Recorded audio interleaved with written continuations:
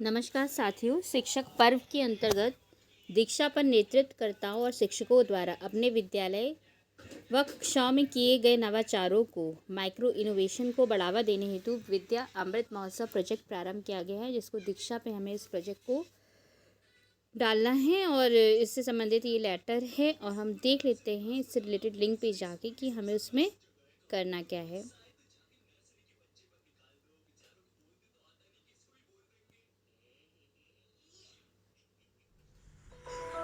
श्री रवि इन दिनों विद्या अमृत महोत्सव के बारे में बहुत कुछ सुन रहे हैं। वह विद्या अमृत महोत्सव के बारे में जानने के लिए बहुत उत्सुक है। आइए हम इस बारे में सुश्री सपना से जानते हैं। सपना जी, विद्या अमृत महोत्सव के बारे में मैं आजकल बहुत सुन रहा हूँ। ये क्या है?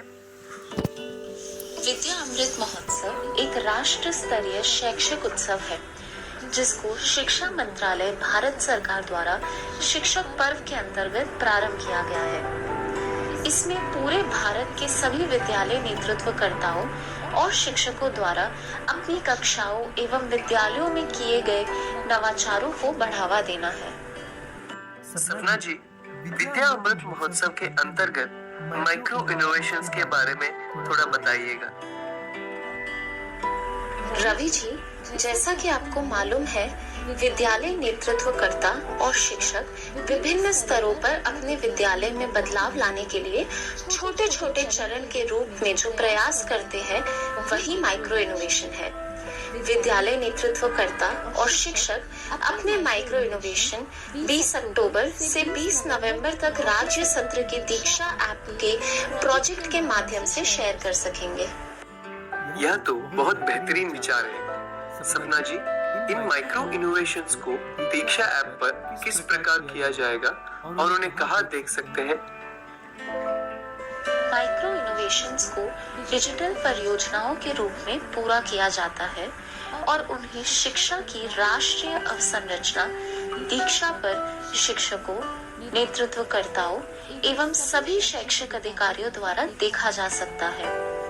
यह एनडीआर के तहत learn do practice building block के दिशा में संरेखित होता है।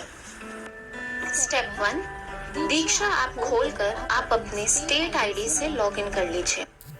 स्टेप 2, आपको होम पेज में प्रोजेक्ट टैब दिखेगा। स्टेप 3, प्रोजेक्ट्स टैब में आपको दिए गए प्रोजेक्ट को सिलेक्ट करके अपने टास्क पूर्ण कर सकते हैं। अच्छा, मैं विद्या अमृत महोत्सव का उद्देश्य समझ गया। विद्या अमृत महोत्सव का थीम इनोवेटिव पेडागोजी है, तो हम किस प्रकार के नवाचार कर सकते हैं? क्या आप इस महोत्सव के बारे में थोड़ा और बता सकती हैं? आप जानते हैं कि राष्ट्रीय शिक्षा नीति 2020 शिक्षा के सभी क्षेत्रों में नवाचार की आवश्यकता पर जोर देती है। नवाचारी शिक्षण शास्त्र विद्यालय और कक्षाओं में किए जाने वाले अभिनव शिक्षण प्रथाओं में से नवाचार का एक तरीका है। आइए हम नवाचारी शिक्षण शास्त्र को समझते हैं।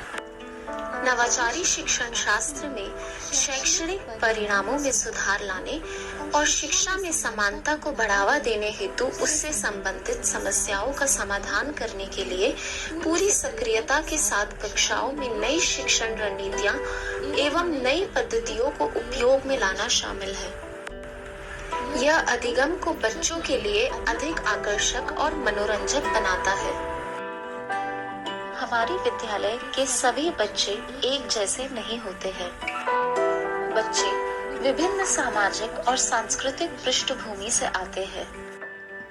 उनकी शैक्षिक पृष्ठभूमि भी अलग अलग है।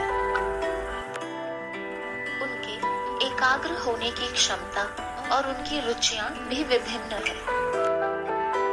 इसके अलावा बच्चे भाषाओं और सीखने की शैलियों के अपने ज्ञान में भी भिन्न होते हैं। नवाचारी शिक्षण शास्त्र के अंतर्गत संदर्भ या परिस्थिति एवं छात्रों की जरूरतों के अनुसार सामान्य तथा प्रासंगिक शिक्षण अधिगम प्रक्रियाओं के होने से आपको उनकी जरूरतों को पूरा करने में सहायता मिलेगी। ये नई प्रक्रियाएं कक्षा शिक्षण को अधिक अर्थपूर्ण बनाएंगी।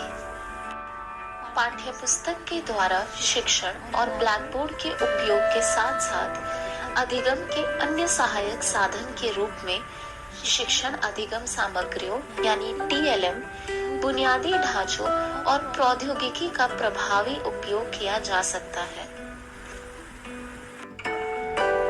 नवाचारी शिक्षण शास्त्र में छात्रों की प्रगति को ध्यान में रखते हुए सीखने के सभी स्तरों पर छात्रों के लिए पीयर लर्निंग और कक्षा की गतिविधियां भी शामिल हैं। इन लक्ष्यों को हासिल करने के लिए NEP 2020 नवाचारी शिक्षण शास्त्र के विभिन्न क्षेत्रों के बारे में सुझाता है। व्यवहारिक शिक्षण, इसमें आप छात्रों को वास्तविक दुनिया से संबंधित प्रोजेक्ट देते हैं, उन्हें क्षेत्र भ्रमण इत्यादि कराते हैं।